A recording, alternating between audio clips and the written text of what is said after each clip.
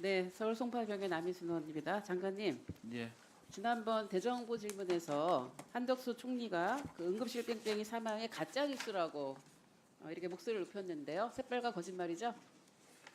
아마 그게 응급실을 운영에 어려움은 있지만 정부 지자체 이 말 그다음에 자체가 틀린 말이잖아요. 가짜 뉴스라고 얘기를 하는 것 자체가 잘못된 얘기죠. 왜냐하면 그 뒤에 제가 받은 자료에 의하면 응급실 미수용으로 인해서 사망된 결과 살해 11건에 대한 자료를 저한테 제출하셨어요. 그리고 추석 당일날에도 부산에서 응급실 뺑뺑이로 인한 사망 사례가 있었습니다. 그러면 이거를 그때 당시에 총리가 이런 걸 이렇게 전면 부정하고 가짜뉴스라고 그렇게 소리를 높이고 모든 것이 전공의 탓이라고 얘기를 하고 그러면 여야 의정 대화 되겠습니까? 여야 의정 대화가 안 된 주된 이유가 한덕수 총리라고 보는데 어떻게 보십니까? 그날 그런 식의 태도를 했기 때문에요. 그 깨진 거예요. 안 된 거예요. 지금 안 되고 있는 거라고요. 정말 저는 그 당시에 제가 질문을 할 때는 그 총리한테 질문을 할 때는 여야 의정이 잘 되기를 바라는 마음에서 총리에게 답변할 기회를 드린 거예요. 그런데 그렇게 가짜 뉴스라고 정말 너무 기가 막히게 답변을 해서 이거 틀렸구나. 그런 생각이 들었습니다. 어떻게 보셨어요? 예, 그때 저는 총리께서 말씀하신 것은 응급실을 운영에는 어려움이 있지만은 지금 현재 그게 새로운 얘기입니까? 여태까지 응급실 운영 어려웠고요. 그리고 이번에 어쨌든 전공 이탈로 더 어려워진 거예요. 그래서 이런 문제 발생한 거라고요. 그럼 그걸 인정해야죠. 뭐 가짜뉴스라고 그냥 큰 소리를 치고 그럽니까? 앞으로 여야 의정 불씨 살릴 기회 가능성이 있습니까? 없습니까? 노력하고 있습니다. 어떻게 노력하고 있습니까? 맨날 뭐 대화하려고 하는데 안 되고 있다. 비상진료체계하고 있다. 최선을 다하고 있다. 이런 얘기하고 있잖아요. 이 정부의 정책 실패라고 하는 것이 이제 정말 더 이상 의료계와 국민의 희생으로 더 이상 유지 불가능합니다. 지금.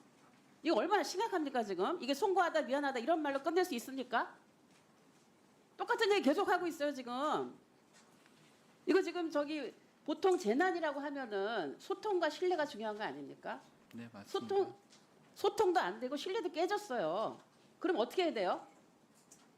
신뢰를 쌓도록 노력을 해야죠.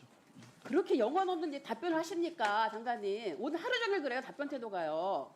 도대체 이 재난 위기를 해결할 기미가 있는 것인지 아닌지 기가 막힙니다, 지금. 세간에는 그런 얘기가 있어요. 장관님이 책임을 지고 싶어도 못 지는 거 아닌가. 왜냐하면 이 천명 결정이 장관님이 한 게 아니거든요. 장관님이 했다라고 말은 했지만 사실 아니니까 자기가 한 일도 아닌데 책임질 게 없는 거예요, 지금. 누가 책임져야 돼요?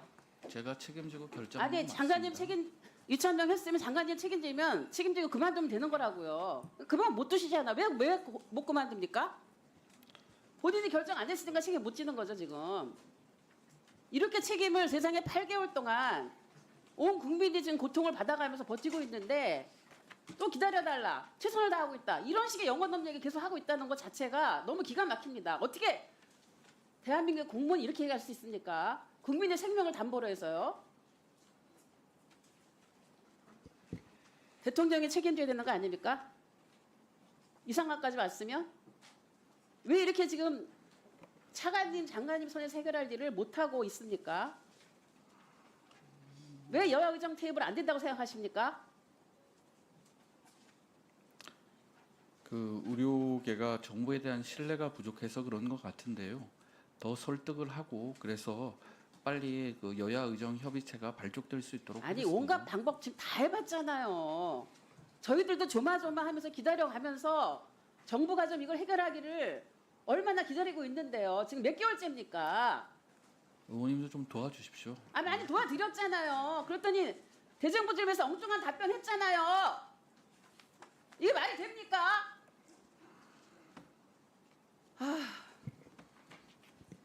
제가요 정말 의료 개혁을 위해서 의대 정원 확대해야 된다 다 동의합니다. 저도 얘기했던 부분이에요. 그래서 정말 잘 되기를 바랬습니다.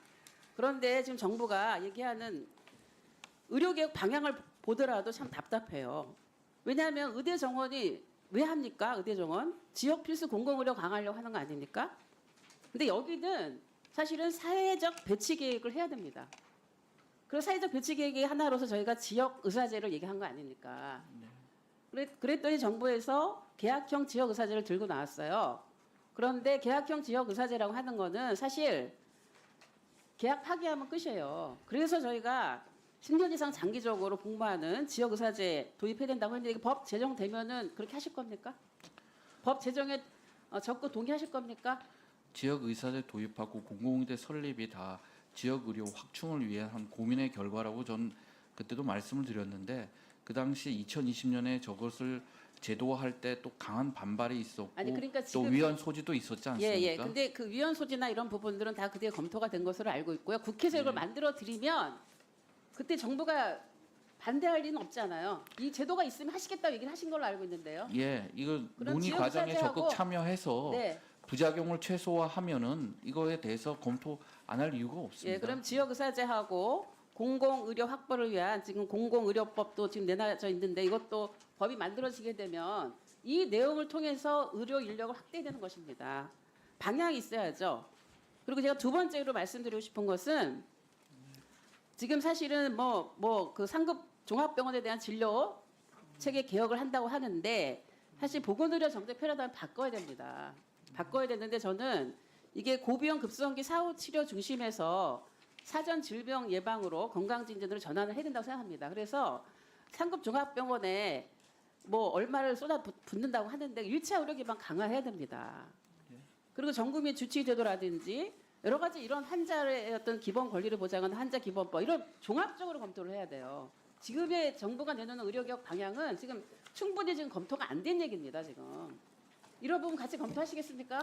네, 1차 의료 기반 강화해야 된다는 말씀에 전적으로 동의를 하고요.